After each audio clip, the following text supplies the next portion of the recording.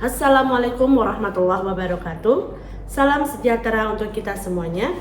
Perkenalkan, saya Feni Agustina SPT MSI, dosen tetap program studi S1 Pendidikan Biologi, Fakultas Keguruan dan Ilmu Pendidikan Universitas Riau Kepulauan.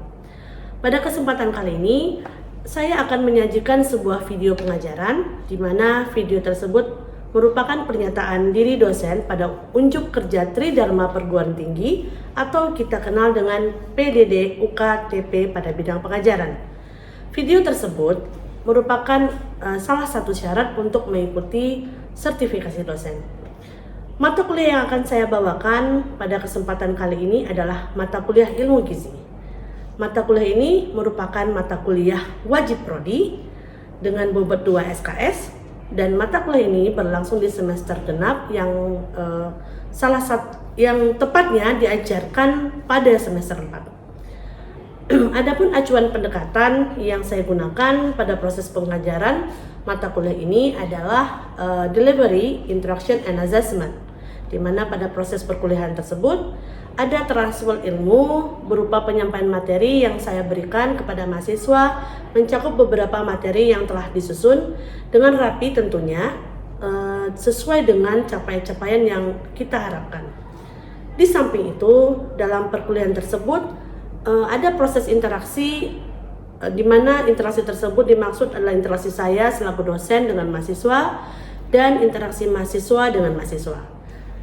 Tentunya di akhir perkuliahan nanti akan ada proses penilaian yang akan saya berikan kepada mahasiswa dalam bentuk kuis interaktif. Perkuliahan ini dilaksanakan secara luring atau tatap muka dengan menggunakan kolaborasi antara metode ceramah dengan metode LSQ atau Learning Start Equation serta diiringi dengan diskusi aktif.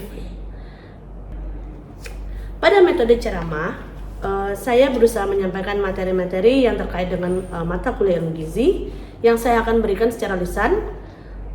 Pada metode LSQ diharapkan dapat meningkatkan keaktifan serta rasa ingin tahu mahasiswa sejak awal pembelajaran. Dengan diawali pertanyaan, mahasiswa terdorong untuk berpikir kritis, membangun pemahaman secara mandiri, dan lebih siap dalam menyerap materi pembelajaran. Metode ini juga akan mendorong pada diskusi aktif dan memperkuat daya analisis mahasiswa serta menumbuhkan kemampuan problem solving yang relevan dengan konteks kehidupan dan bidang keilmuan yang akan dipelajari. Mata kuliah ilmu gizi ini bertujuan untuk membekali mahasiswa dengan pengetahuan dasar mengenai prinsip-prinsip ilmu gizi, peran dari gizi tersebut dalam tubuh, serta hubungannya dengan kesehatan dan pertumbuhan. Mahasiswa juga diharapkan mampu memahami konsep kebutuhan gizi pada berbagai tahap kehidupan, serta mampu mengaitkan ilmu gizi tersebut dalam konteks pendidikan biologi dan penerapannya di masyarakat. Adapun capaian pembelajaran prodi yang sesuai dengan mata kuliah ilmu gizi tersebut, diantaranya yang pertama, bekerja sama dan memiliki kepekaan sosial serta kepedulian terhadap masyarakat dan lingkungan. Yang kedua, mampu membelajarkan konsep biologi dengan menerapkan pedagogi spesifik yang mempertimbangkan sifat dan karakteristik konsep biologi sebagai implementasi dari technological, pedagogical, content, knowledge, sehingga mahasiswa mencapai tujuan pendidikannya. Yang ketiga, menguasai integrasi teknologi, pedagogi, dan muatan keilmuan, serta keahlian dan komunikasi. Dan yang terakhir, mampu menerapkan pengetahuan dan keterampilan teknologi informasi dalam konteks pengembangan keilmuan dan implementasi di bidang keahliannya. Oke, baiklah, selanjutnya untuk capaian pembelajaran mata kuliah atau disingkat dengan CPMK dari mata kuliah ilmu gizi ini adalah: yang pertama, mahasiswa mampu menjabarkan pengantar ilmu gizi. Yang kedua, mahasiswa mampu mengklasifikasikan atau mengkelompokkan zat gizi dan eksistensi zat gizi itu sendiri, bahan makanan dalam kehidupan. Yang ketiga, mahasiswa mampu memaparkan tentang karbohidrat dan mengedukasi masyarakat akan bahaya asupan karbohidrat. Yang keempat, mahasiswa dapat memaparkan dan menganalisis konsep lemak Yang kelima, mahasiswa mampu mendeskripsikan dan mengedukasi masyarakat tentang keutamaan asupan protein. Yang keenam, mahasiswa mampu mengkalkulasikan mutu protein. Yang ketujuh, mahasiswa mampu mendeskripsikan dan menganalisa konsep vitamin. Yang kedelapan, mahasiswa mampu memaparkan dan menganalisis konsep mineral. Dan yang terakhir, mahasiswa mampu menganalisis dan menaksir tentang keseimbangan energi. Dari CPMK yang sudah ada, selanjutnya akan diturunkan ke sub CPMK mata kuliah ilmu gizi. Di antaranya juga ada 9 item. Yang pertama, mahasiswa mampu menguraikan pengertian ruang lingkup ilmu gizi, hubungan gizi dengan proses tumbuh dan kesehatan, serta mengetahui perkembangan ilmu gizi itu sendiri. Yang kedua, mahasiswa mampu mengelompokkan zat gizi dan mendeskripsikan konsumsi pangan dan menerapkan well-balanced diet. Yang ketiga, mahasiswa mampu menjabarkan pengertian dan mengelompokkan karakteristik dari karbohidrat, kemudian sumber dan fungsi karbohidrat, bagaimana menganalisis pencernaan, penyerapan, transportasi, dan juga sistem ekskresi dari karbohidrat itu sendiri, serta mampu memprediksi kebutuhan karbohidrat dan menjelaskan penyakit yang berhubungan dengan karbohidrat. Yang keempat, mahasiswa mampu menyebutkan pengertian, kemudian dapat mengkelompokkan atau mengklasifikasikan, mengetahui sumber, mengetahui fungsi lemak, dan menganalisis pencernaan, penyerapan, dan ekskresi lemak, mampu memprediksi kebutuhan dan memaparkan penyakit yang berhubungan dengan lemak. Yang kelima, mahasiswa mampu menjelaskan pengertian dan mengelompokkan karakteristik dari protein, sumber protein, fungsi protein, kemudian proses analisis pencernaan, penyerapan, transportasi, dan juga ekskresi protein, dan juga mampu memaparkan penyakit yang berhubungan dengan asupan protein dan prediksi kebutuhan protein. Yang keenam, mahasiswa mampu membedakan dan mengoperasikan metode penentuan kadar protein pada bahan makanan. Yang ketujuh, mahasiswa mampu menyebutkan pengertian dan membedakan fungsi, klasifikasi, juga sumber dari vitamin, menganalisis proses pencernaannya, penyerapan, transportasi, dan juga ekskresi dari vitamin, menjelaskan penyakit yang dapat berhubungan dengan vitamin, serta dapat menaksir kebutuhan vitamin tubuh. Yang kedelapan, mahasiswa mampu menyebutkan pengertian, fungsi, dan juga klasifikasi, sumber, serta bagaimana proses penyerapan, pencernaan, dan juga ekskresi dari mineral. Dapat memaparkan juga penyakit yang berhubungan dengan mineral, serta mempunyai dan mampu memprediksi kebutuhan mineral. Dan yang terakhir, mahasiswa mampu menyebutkan pengertian energi, bagaimana mengukur keseimbangan energi, menjelaskan sumber energi, menjabarkan akibat kekurangan dan kelebihan energi, serta mengoperasikan cara menaksir kebutuhan energi tubuh.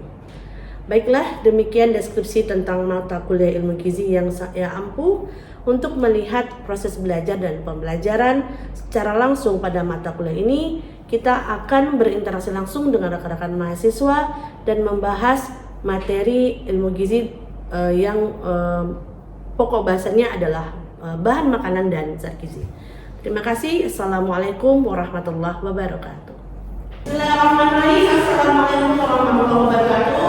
Waalaikumsalam warahmatullahi wabarakatuh. Selamat semuanya.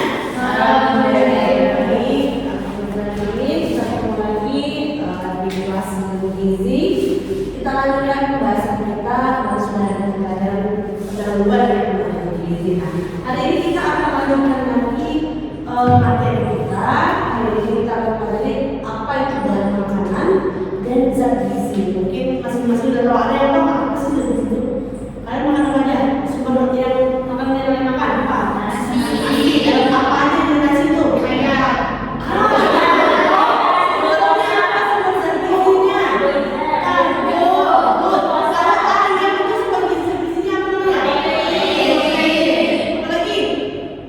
sayur itu apa tuh? Vitamin. Apa lagi?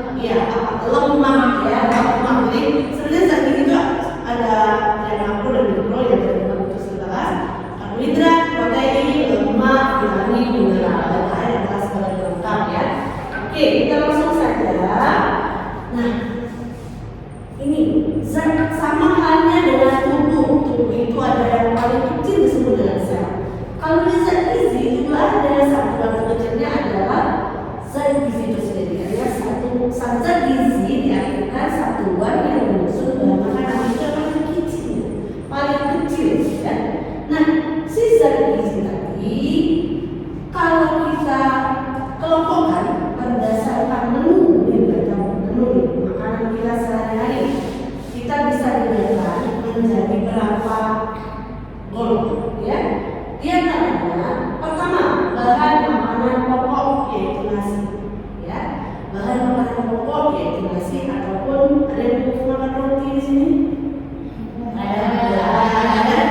Indonesia itu perutnya nasi. Apapun makanannya, kalau udah makan pizza atau makan sate atau makan apa, tetap wajib makan nasi. Makan mie aja pakai nasi. Oke, di Indonesia, ya. Nah, bahan makanan pokok atau kita sebutin biasa kita makan nasi. Yang kedua, bahan makanan pokok apa aja? Ayam, ikan, dan lain-lain. Bisa sebagai sumber protein dan lemak, ya. Yang ketiga, buah-buahan, dan oke. Kemudian susu, ya, termasuk susu ada, ya. Nah, kalau kalian lihat susunan menu ini, kira-kira apa yang terpikirkan oleh kalian? Ada bahan makanan pokok, ada bahan makanan lauk, ada sayur mayur dan buah-buahan, dan plus susu. Jadi berdasarkan susunan itu ada 4 sehat 5 sempurna. Oke. Nah, ini zaman dulu nih, zaman now harus tambah 1 lagi. 4 sehat 5 sempurna, 6 asuh. Asuh apa, Bun? Asuh itu apa? Kalian tahu apa panjangan asuh? Aman, sehat, utuh,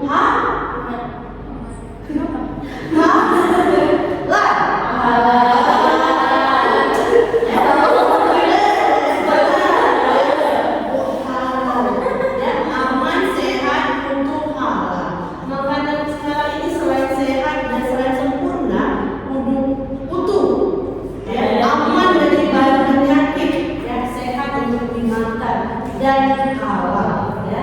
Halal itu sangat penting, ya. Nah, kita lanjutkan. Kita lihat satu-satu bahan makanan pokok. Nah, ini bahan makanan pokok ini dianggap sebagai komponen terpenting dalam suatu susunan hidangan sehari-hari. Kadang ada orang yang makan makanan atau makan dalam menunya itu seperti nasi tumpeng. Nasi banyak, lauk sedikit. Ada yang kebalikan, tumpeng terbalik. Tumpengnya. Nah, apa itu? Lauknya banyak, nasi sedikit. Tapi tetap pakai nasi. Ya, juga orang kaya yang melakukan nasi, tapi dia akan istilahnya menggantikan nasi itu dengan sumber karbohidrat yang lain, bisa kentang, bisa roti, bisa ubi, ya, dan lain-lain. Nah, bahan makanan pokok selain dia dianggap tidak penting, dia juga merupakan sumber utama karbohidrat. Kalau jumlahnya paling banyak tadi, maka dia ada sumber utama energi. Dan zat gizi yang menyusun bahan makanan pokok itu kita kenal dengan karbohidrat. Oke, next. Kalau bahan makanan lauk pauk seperti yang teman-teman ketahui, ya tadi sudah disebutkan apa ada contoh lauk pauk. Pada umumnya kelompok bahan makanan ini merupakan sumber utama protein. Nah, ada yang tahu nggak? Berdasarkan sumbernya ada 2 jenis.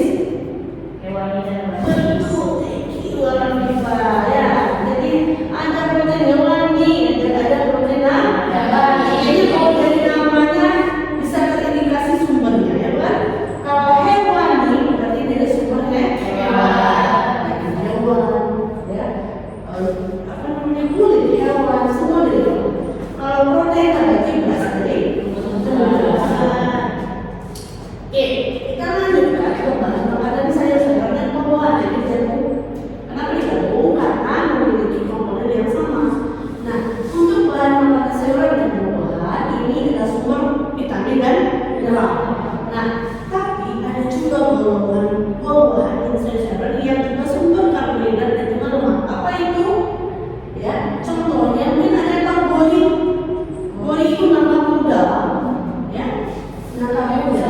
Ya, gori itu kalau saya enak ya, tapi mengenyangkan karena si gori tadi memiliki kandungan karbohidrat yang lebih besar dibandingkan buah-buahan lain. Makanya kalau makan itu lebih kenyang dibandingkan makan makan yang rambutan ya. Nah, ada juga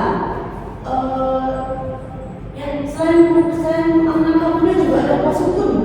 Pasukun itu mengenyangkan ya. Ada juga buah pisang. Nah, pisang juga bisa dimanfaatkan untuk sumber karbohidrat untuk orang yang pasca pemulihan dari sakit ya, karena memang kandungan karbohidrat juga baik ya, kemudian mengandung komponen senyawa aktif lainnya. Selain itu juga ada sumber lemak yaitu alpukat. Nah, alpukat ini apakah dia punya vitamin? Iya, tapi kandungan yang paling banyak adalah lemak. Makanya kalau orang yang pengen kenyang tapi nggak pengen gendut, ya, betul bisa dia. Nah, istilahnya makan sehat tapi mungkin masih menjaga porsi tubuh, ya mungkin orang akan lebih banyak cenderungnya konsumsi buah alpukat ya. Kita lanjutkan. Nah, kita coba di sini ada salah satu istilah dari gizi itu yang sangat penting, itu konsumsi pangan. Dari kata konsumsi atau dari katanya saja bisa kita kita bayangkan ini ke arah mana? Kira-kira ke arah mana konsumsi pangan itu? Kamu konsum makan, benar ya? Makan menjelaskan lagi. Mengurangi apa? Mengurangi lembek? Pasti ya. Kecuali kalau makannya dikasih orang ada berarti ya.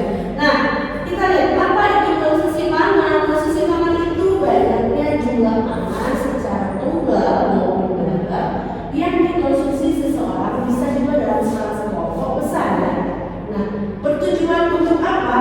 Ada 3 kebutuhan yang dipenuhi kalau kita makan. Jadi makan itu bukan hanya sekedar kenyang guys. Makan itu memenuhi 3 kebutuhan. Pertama, kebutuhan fisiologis, kedua, kebutuhan psikologis dan sosiologis. Masing-masing punya pengertian.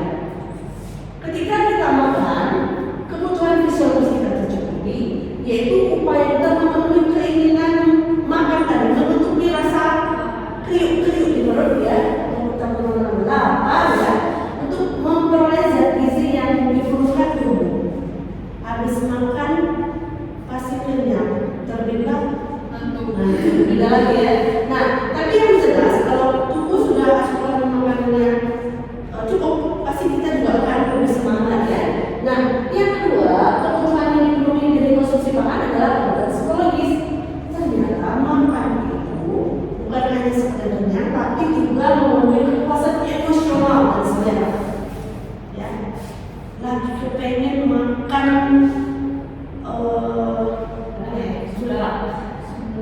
seblak sekolah juga ya. Makan seblak ya. Bukan hanya sekedar makan sih, tapi menutupi itu kita yang makan seblak gitu ya. Dan jadi intinya apa? Terpuasi hidup ini itu dengan makan saja gitu ya. Nah, selanjutnya yang ketiga, kebutuhan sosiologis. Ini juga dengan makan kita bisa membangun relasi dengan kita dengan orang lain ya. Itu memelihara hubungan manusia dengan keluarganya, dengan masyarakat, dengan ayam bebek ya, dengan teman sekerabatan dan lain-lain ya. Nah, namun dari ketiga hal ini kita nggak bisa pakai. Jadi sebenarnya kalau kita makan itu tanpa kita sadari ketiganya terpenuhi ya. Makanya kita diharapkan di rumah itu ada meja makan. Meja makan itu bukan hanya untuk tempat belajar saja, untuk makan duduk bersama, keluarga lagi bisa salah perut kenyang, kemudian emosi terkeluarkan dan hati senang ya, dan bisa bercengkrama dengan keluarga ya. Jadi cukup dengan makan saja ya. Kita lanjutkan.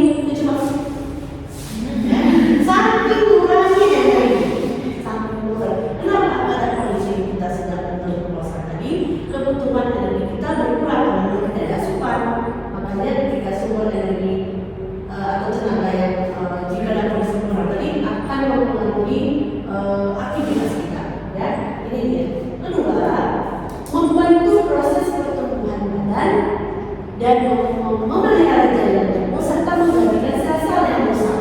Nah, ini adalah peran dari zat gizi tadi. Ada dua proses yang memang benar-benar sangat membutuhkan zat gizi. Proses pertumbuhan badan. Nah, kalau kayak saya ini udah nggak bertumbuh lagi ya. Bertumbuh nggak sih kita, weh? Tumbuh lah, mau kan? Bertumbuh tapi sedikit, tidak signifikan ya. Nah, tapi kalau yang ketiga, melihara jaringan tubuh yang rusak ya, atau menggantikan sel-sel yang rusak ini selalu. Kenapa? Contoh, kuku bertumbuh, rambut bertumbuh ya. Kemudian jika ada luka apapun lah, luka bisa tergores, nah kulitnya akan beregenerasi memperbaiki dirinya supaya dia cepat pulih. Itu juga akan membutuhkan asupan nutrisi, yaitu zat gizi tadi ya. Nah, ini tadi sudah saya sampaikan sedikit ya. Jadi mekanisme pemeliharaan jaringan itu akan terus berlangsung dalam tubuh kita sampai kita tertutup usia. Ya. Ketika tertutup usia sudah tidak ada lagi pemeliharaan jaringan, memang sudah habis waktunya. Namun proses pertumbuhan itu ya, nah proses pertumbuhan itu akan berhenti, bukan berhenti mati juga, akan perlahan-lahan tapi tidak terlalu signifikan. Oke, pertumbuhan tubuh contohnya, kalau untuk masa remaja atau masa balita itu nampak signifikan, ya. Anak saya itu kan masih usia SD, itu usia pertumbuhan sangat cepat dibandingkan kita yang sudah usia kita. Saya yang usia lebih dari mereka itu ya, jadi pertumbuhannya memang sangat sedikit, tidak terlalu kelihatan ya. Nah, di sini dicontohkan proses pertumbuhan yang terjadi pada bayi dan anak-anak sebelum mencapai usia dewasa, yang disebut di atas 20 tahun ya. Nah, sehingga mencapai usia dewasa, pertumbuhan akan berlangsung sangat lambat hingga praktis diabaikan. Jadi memang sudah tidak ada lagi ya, tapi tidak akan bisa bertambah 100% tidak bisa ya. Nah, selanjutnya yang keempat, mengatur metabolisme dan mengatur berbagai proses keseimbangan tubuh. Nah, di sini apa yang diatur oleh si zat gizi itu? Ternyata yang diaturnya adalah salah satunya adalah metabolisme. Apa yang dihasilkan metabolisme? Ada tahu? Enzim, hormon, ya. Jadi hormon kita, ya hormon kita, ya wanita itu hormonnya sangat bermacam-macam ya benar ya. Dan kalau hormon yang udah rusak atau kacau ya, itu bakal mempengaruhi seluruh fungsi tubuh ya. Nah, oke, selanjutnya baik lagi kita langsung masuk saja ke next slide ya.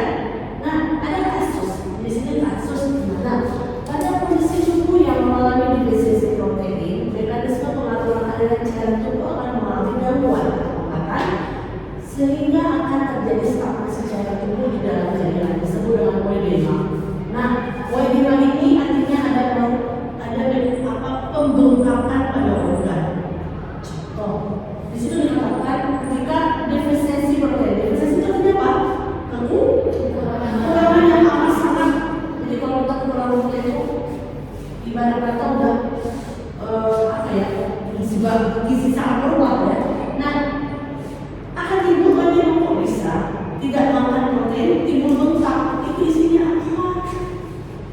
Cacing pun tak sama hidup ya. Contohnya ada yang tahu yang busuk lapar. Busuk lapar itu namanya busuk lapar. Dia kekurangan zat gizi sangat tinggi. Tapi apa yang terjadi di tubuhnya? Perutnya menguncit. Sedangkan dia dalam kondisi tidak cukup gizinya. Tapi kenapa perutnya menguncit? Ternyata di dalam tubuh itu bukan cacing, bukan makanan, tapi cairan tubuh, ya, sehingga membuat dia seperti gemuk, tapi dia bukan gemuk karena cairan tadi. Ya. Nah ini juga hati-hati ya kalau teman-teman, makanya asupan protein atau asupan zat gizi itu harus seimbang ya. Yang kelima, berperan dalam mekanisme pertahanan tubuh. Nah kalau orang yang suka makan pasti antibodi juga ya. Bukan berarti nggak suka makan kita ikan yang enggak juga sih. Artinya apa?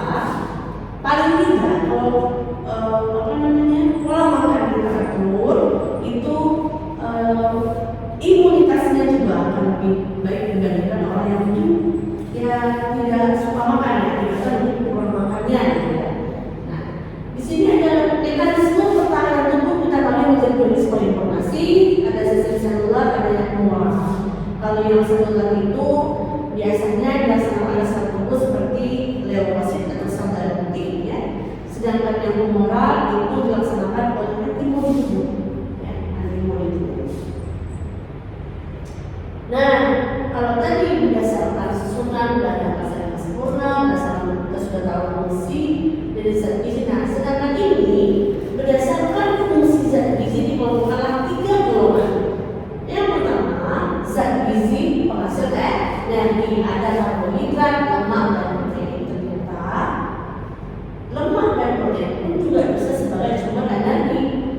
Apa realnya atau apa kenyataannya? Ketika teman-teman konsumsi daging saja justru lebih kenyang dibandingkan makan nasi, benar ya? Atau makan protein. Orang yang suka makan telur rebus itu kenyang banget, nggak pakai nasi pun tidak apa-apa. Dan karena dia juga bisa sebagai energi walaupun sudah protein, ya.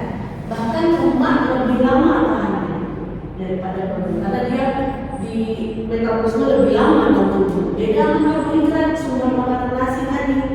Kalau nasi dikatakan bergerak saja di waktu ingat dia sudah terbakar, ya.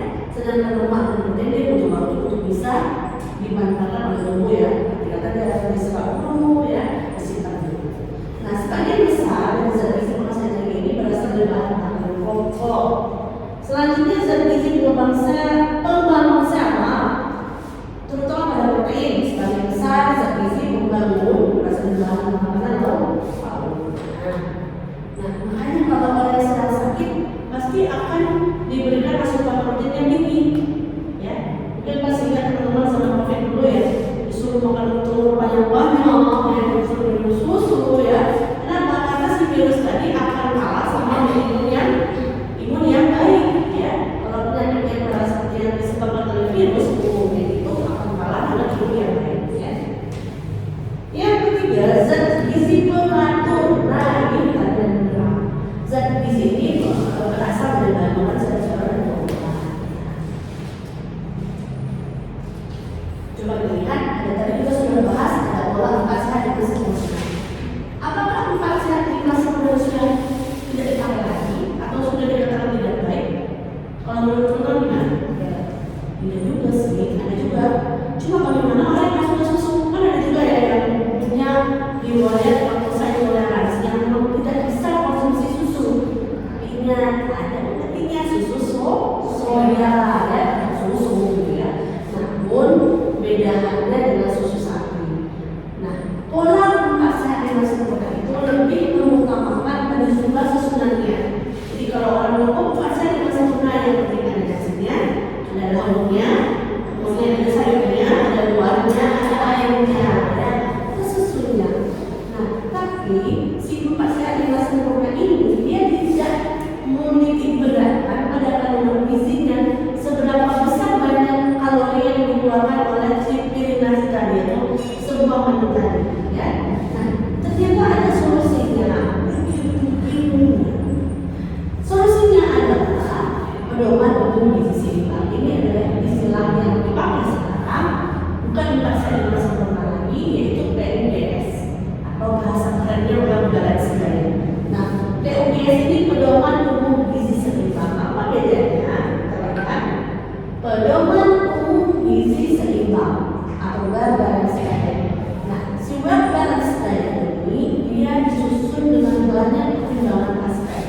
Aspek pertama itu adalah aspek perkembangan tubuh gizi. Jadi ada beberapa temuan yang mendukung PUBS. Jadi bukan hanya dilihat dari orangnya, tapi dilihat juga dari sumber yang dimakan oleh orangnya. Ya, bahkan budaya makan pun juga. Ya, orang yang ya contoh di timur orang makan sumber karbohidratnya apa beda? Ya dari sagu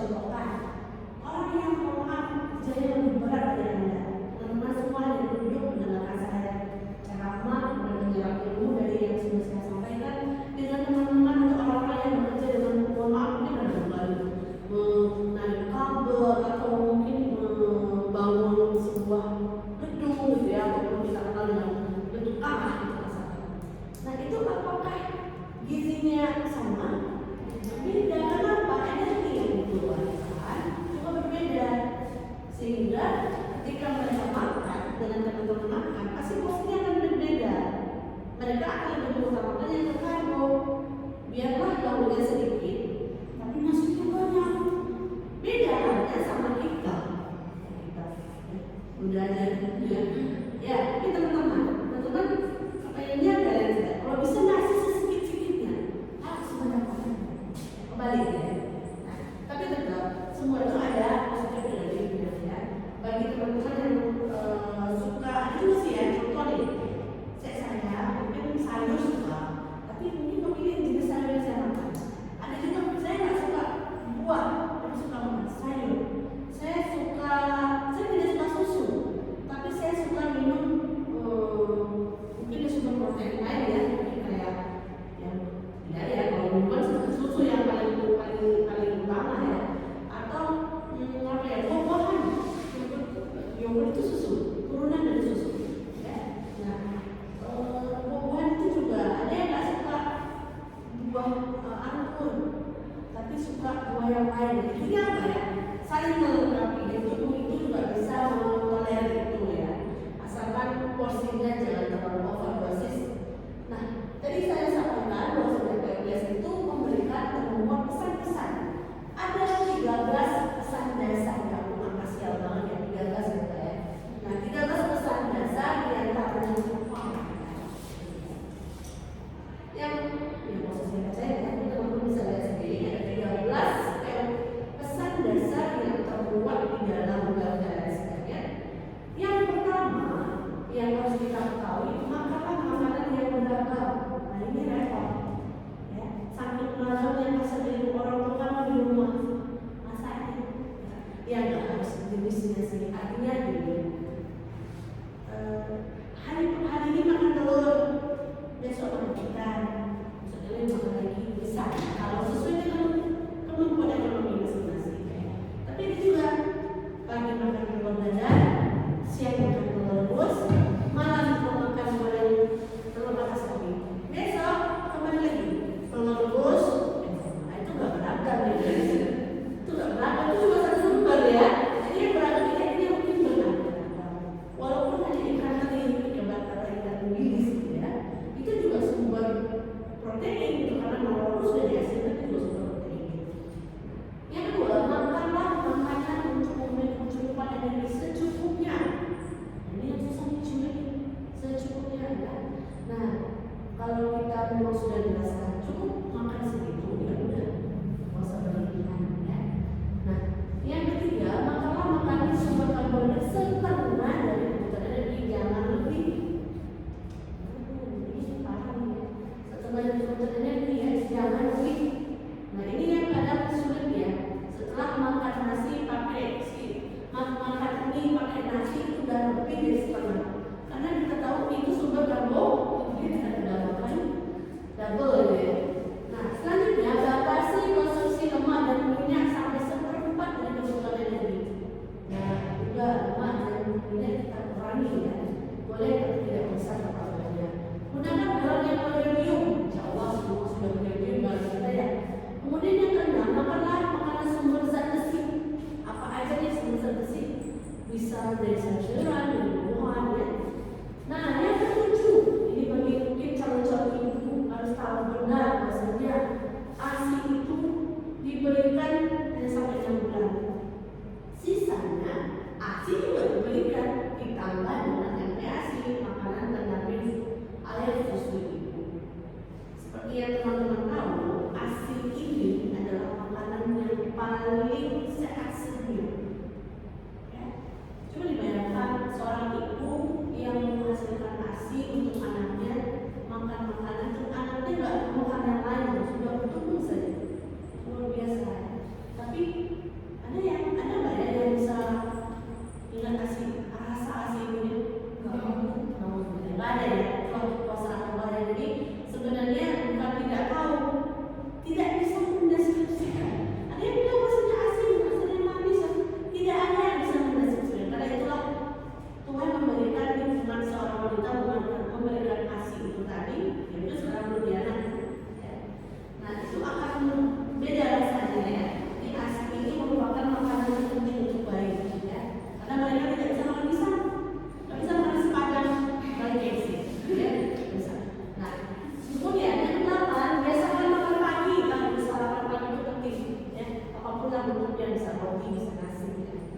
Nah, yang kesembilan, tuh sebelum masuk yang kesembilan, ada tidak yang makan secara tumpeng? Nggak ada yang masih nggak ada.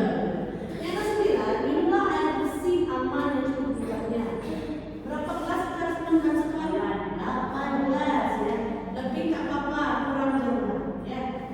Karena asupan oksigen bisa didapatkan dari asupan air yang kita konsumsi. 10. Lakukan kegiatan fisik dan olahraga yang teratur.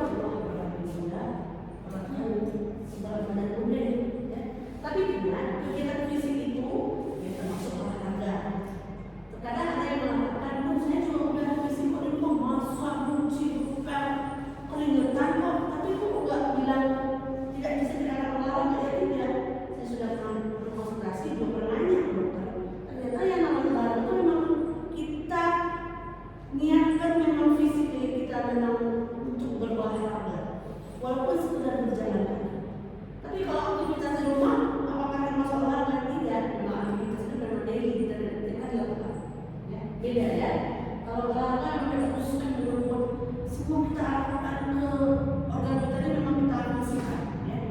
Nah, ke-11, hindari minum alkohol. Yang ke-12, makan makanan yang aman bagi kesehatan. Dalam makanan yang tidak aman, maksudnya makanan yang tidak di dalam terus saja yang dimakan ya. Ada telur, kalau kita di situ jadi jangan dikonsumsi ya. Yang ke-13 terakhir baca label pada makanan yang dikemas. Jangan langsung cekik aja makanan yang dikemasnya. Dulu keluasannya. Ya kalau memang mau detail dia lah komposisinya ya. Ada yang mau ditanyakan? Tidak ada. Terlalu cepat. Susah untuk mengenalnya ya. Nah, ini piramida makanan teman-teman bisa lihat. Jangan dibalik ya guys. Piramida ini sedikit. Jangan dibalik. Nanti tidak ada yang sudah balik. Airnya sedikit, donat yang banyak. Ya. Jadi piramida ini disusun sesuai dengan kebutuhan dan hidup kita sehari-hari. Air putih 8 cukup. 1, 2, 3, 4, 5, 6, 7 cukup. 18. Lebih boleh. Ternyata kedua adalah sumber karbohidrat. Nomor 2. Ketiga justru buah dan sayuran. Barulah berarti lemak dan susu juga sumber lemak ya. Dan turunannya tentunya. Barulah yang terakhir itu yang manis-manis, yang enak-enak, yang mahal-mahal. Ya. Kalau boleh ya dikurang-kurangin ya. Kalau boleh. Nah ini adalah sebuah dewan makan yang normal ya. Nah, ini kalau kita lihat porsinya secara normal ya. Jadi lemak dan minyak itu memang harus dibatasi. Dan sekarang udah banyak yang teknologi makanan yang tanpa lemak dan minyak karena sekarang udah ada alat masak yang sama sekali tidak menggunakan minyak ya, teflon, bahkan fryer. Betul, itu tidak menggunakan minyak langsung masak saja. Ini porsinya betul-betul saya sendiri. Aduh, terima kasih. Ada yang mau ditanyakan?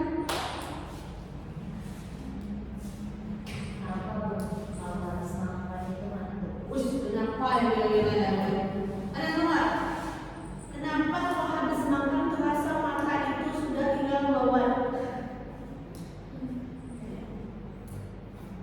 Oke, perut yang senang hati. Ada yang bisa macam-macam nggak? Kok kita sakti lagi makanan ini? Padahal dimasukin mulut, tapi yang keluar itu mata. Kebanyakan bisa ya. Tubuh itu kalau kita makan kan nggak mungkin bergerak ya. Dia akan menyimpan energi itu, tapi setelah makan baru kita bergerak. Energi yang tersimpan ataupun makanan yang kita makan itu tidak langsung menjadi upaya. Jadi makanan yang kita makan itu dia butuh proses untuk bisa dicerna dulu, diserap dulu, baru bisa dipakai. Komponen-komponen gizi tadi di dalam tubuh. Ya, jadi ketika kita makan kita bersama tuh, ya perut kita ini tubuh itu kan punya respon ya, respon terhadap lingkungan dan kondisi dia sendiri.